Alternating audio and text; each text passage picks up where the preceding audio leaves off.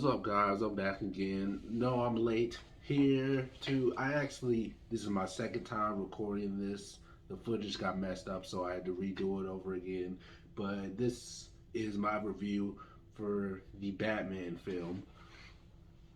Now, I've seen this film over, I don't know how many times. I saw this film opening night.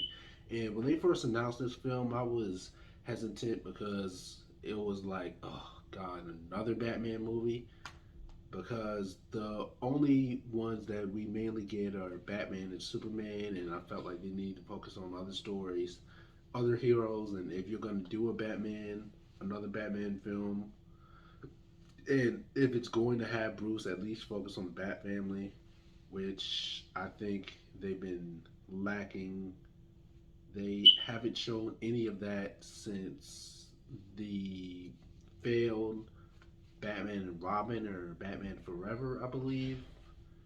And ever since then, it's kind of been downhill for the Bat family in the live action department. However, going into this, I was,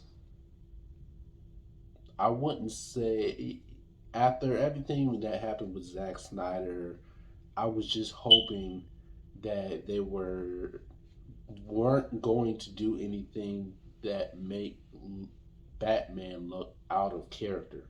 And by that I meant the killing and the like the branding on the forehead that he did to Lex Luthor and Dawn of Justice. I mean, it was just freaking crazy. But the trailers piqued my interest, and something else was the photo Matt Reeves posted of Robert Pattinson by the Batmobile leading up to the film. And when I saw that picture and I saw the trailer, I was like, you know what? I'll give it a chance. So this is directed by Matt Reeves, who did the Planet of the Apes films, which was phenomenal, and is definitely like on my Mount Rushmore of trilogy films, and he did a phenomenal job with that. So with this, I did not know how much of a comic book geek Matt Reeves was until I saw a lot of the behind the scenes stuff, and he actually put a lot of time and effort and care into the characters. And for a film that's 3 hours long, I mean, so there's definitely a lot you can do with the character. However, the time is definitely what hurt the film. There's some stuff in here that could have been cut out. However, the cast is amazing. A lot of people were getting on Zoe Kravitz, Zoe Kravitz for being a black cat woman, which is stupid, and the throwaway line of white privilege and claiming Batman was trying to be woke, which I think a lot of people are just throwing that word around nowadays just to be racist. And Jeffrey Wright, I believe, as Commissioner Jim Gordon, which he did a phenomenal job as. I think his relationship with Batman is definitely, it resembles a lot of the comics and the Arkham games, actually. And this film actually reminded me a lot of the Arkham games, just from the intensity of the city and the corruption.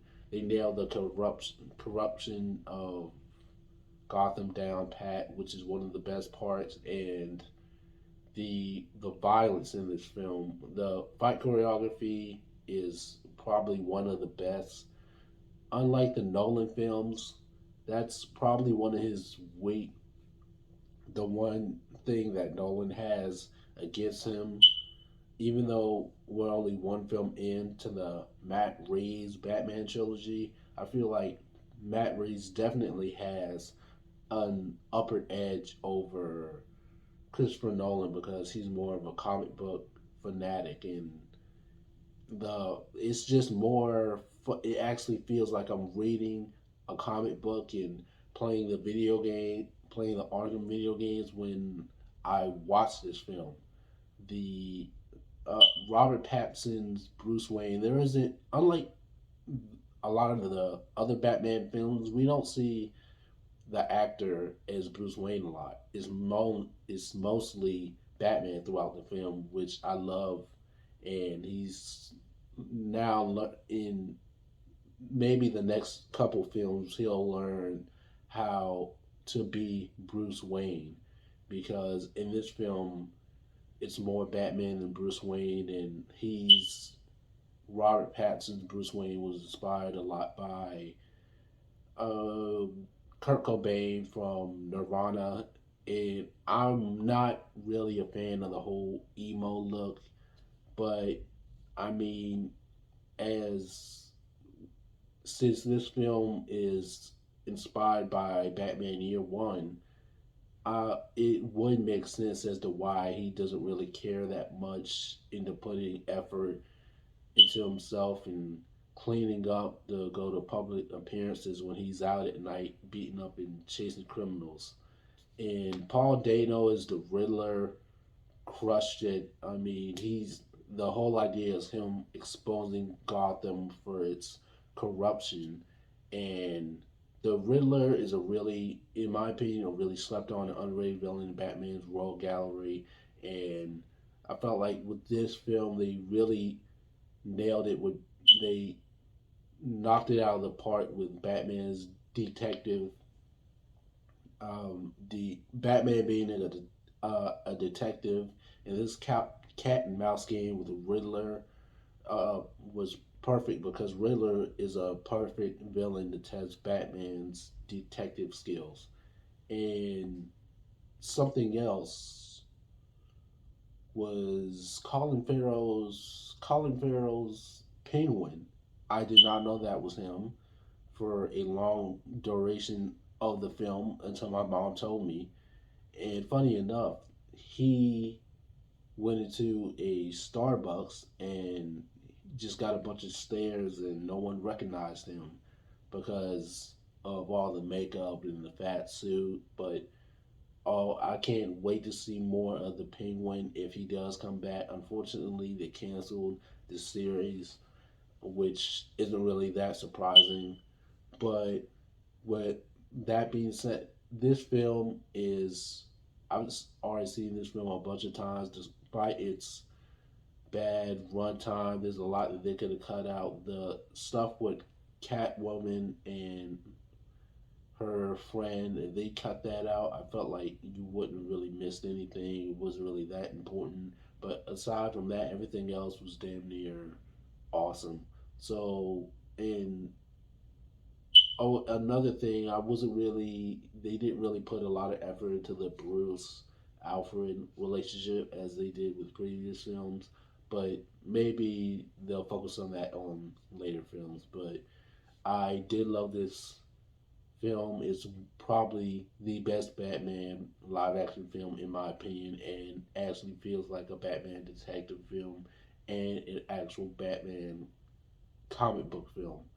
So that being said, this film, in my opinion, if it was for the runtime and the the stuff with Selena was unnecessary in my opinion because it wasn't really that important.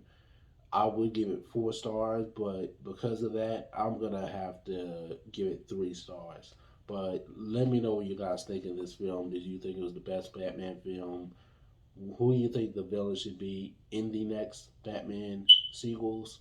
Let me know. Don't forget to like, share, comment, subscribe, and I'll see you guys in the next video. Until then, peace and have enjoy the rest of your night.